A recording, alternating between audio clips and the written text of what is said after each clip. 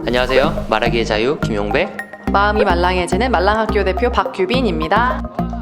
오늘 영상은 제목에도 있듯이 어떤 사람들마다 모두 컴플렉스를 가지고 있을 거예요. 근데 어떤 사람들은 그 컴플렉스를 내 열등감의 재료로 삼고요. 또 어떤 사람들은 그 컴플렉스를 내 성취감의 재료로 삼고 있습니다.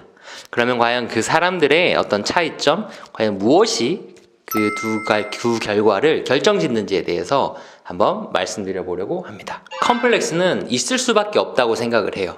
왜냐하면 사람들은 이 세상을, 외부 세계를 인식할 때 반드시 비교하면서 인식을 하거든요. 우리가 잘생기고 못생기고 하는 것들도 다 자기 혼자 있으면 알 수가 없어요. 주변 사람들을 보고 이렇게 생각을 하겠죠. 돈 많고 돈 적은 것도 마찬가지예요. 항상 주변에 있는 사람들과 비교하는 것 같아요.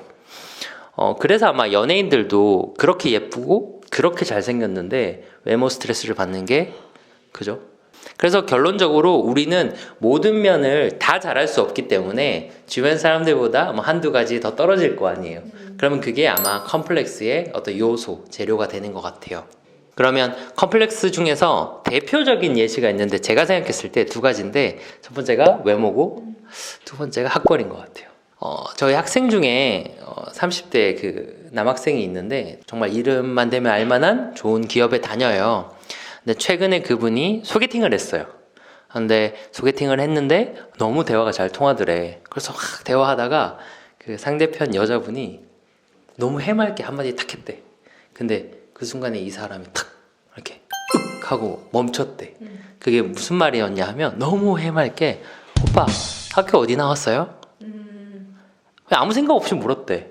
근데 이제 남자분이 그 질문을 딱 듣고 내가 학벌 컴플렉스를 많이 극복했다고 생각했는데 왜냐하면 처음에 대입에 실패하고 그래서 내가 대학은 실패했지만 정말 좋은 직장 가서 극복해야지라고 해서 열심히 준비해서 지금 좋은 직장에 갔잖아. 그래서 극복했다고 생각했는데 그게 아직 완벽히는 아니구나. 나한테 조금 남아있구나 이런 생각을 했대. 근데 나는 그 얘기를 듣고 너무 멋있다고 생각했거든. 그 남자분이. 왜냐하면 내가 진짜 좋아하는 책 중에서 책 제목이 이거야. 벽이 문이 되는 순간이야. 나를 가로막고 있다고 생각하는 그 벽이 사실은 문이었던 거지. 이분한테 그 대학교라는 그 타이틀은 처음엔 벽이었지만 결국 그거를 극복해서 문이 되었잖아. 그러니까 이런 식으로 자기의 약점이라고 생각했던 것들을 극복하는 사람들은 과연 어떤 특징이 있느냐라는 거야. 미국에서 엘버트 앨리스라는 그 정신과 의사가 있는데 그분이 이제 연구한 게 있어. A, B, C 이론이라고 생각하면 돼. A는 뭐냐면 사건, accident. B는 신념, 영어로 belief. C는 결과, consequence. consequence. 결과라는 거야. 그 아까 남자분 예를 들면 A 사건, 본인이 원하는 학교를 못 갔잖아. 그럼 C, 결과. 그럼 기분이 어때야 돼? 안 좋죠.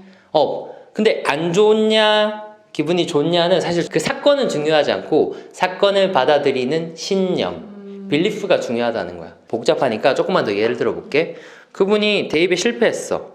그럼 바로 불행해지는 게 아니라 어떤 신념을 갖고 있느냐에 따라 달라지는데 두 가지 예를 들어 볼게. 첫 번째, 대학 너무 중요해. 대학을 실패하면 인생을 망한 거야. 내 인생 실패했어. 내 인생 망했어. 난 이제 끝이야 라고 생각하면 당연히 결과, 기분이 어때? 안 좋아요. 안 좋지. 근데 인생에서 대학이 어차피 중요한 거 아니잖아. 나중에 더 행복하게 살면 되잖아. 돈이 문제면 돈 많이 벌면 되잖아. 대학은 하나의 과정일 뿐이야 라고 생각해. 그럼 이분의 기분은 괜찮은 거야. 그냥 쏘쏘한 거야. 그러니까 어떤 사건이 중요한 게 아니라 어떤 그걸 받아들이는 신념을 가지고 있느냐에 따라서 이 사람의 기분이 결정된다는 거야. 그러면 그 정신과 의사가 말하는 게 뭐냐면 우리가 가진 불합리한 어떤 말도 안 되는 신념들을 깨고 올바른 신념을 가지라는 거야. 예를 들어 불합리한 신념의 예시가 이런 거예요. 사람은 완벽해야 해. 내가 완벽하지 않으면 부끄럽고 그 부끄러운 모습을 사람들이 공격할 거야. 그리고 무시할 거야. 이런 신념을 가지고 있어요. 그러면 모든 일을 아마 완벽주의를 해서 모든 일을 완벽하게 하려고 할 거예요. 왜? 약점을 보이는 순간에 사람들이 물어 뜯을 테니까. 근데 이건 사실 올바른 신념이 아니라는 거죠. 이거보다 조금 더 건강한 신념은 완벽하지 않아도 괜찮아.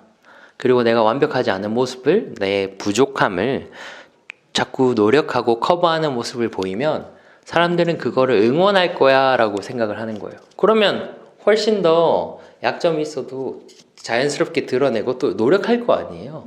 그러니까 이 신념이 훨씬 더 안정적이고 건강하다라는 거죠. 그리고 대표적으로 뭐 실패하면 안 돼도 그래. 내 인생은 항상 내가 원하는 방향으로 가야 되고 항상 승승장구해야 돼 라고 하면 이 사람은 실패했을 때 정말 처절하게 고통스러워 하겠지.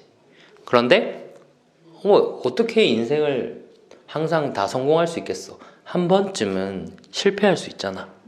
그리고 그 실패를 어떤 성장의 재료로 삼으면 되지 라고 생각을 하면 아마 그 사람은 훨씬 더 성장하겠지.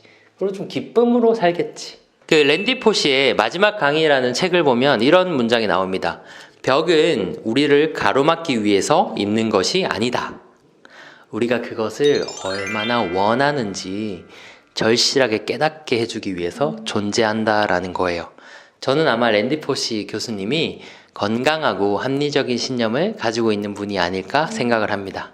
자, 결론을 내볼게요. 컴플렉스 자체가 중요한 게 아니라 그 컴플렉스를 어떻게 받아들이느냐, 내가 어떤 생각을 하고 받아들이냐에 따라서 그게 약점이 될 수도 있고 혹은 그걸 발판 삼아서 성장할 수 있는 강점이 될 수 있을 것 같아요.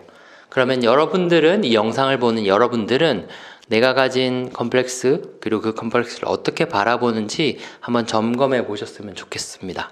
그리고 그게 혹시나 지금 돌아보니까 건강하지 않은 생각이었다면 앞으로 어떻게 건강하게 생각할 건지에 대해서 한번 댓글로 남겨주시면 좋을 것 같아요. 그러면 다른 사람들한테도 되게 용기가 될 것 같습니다.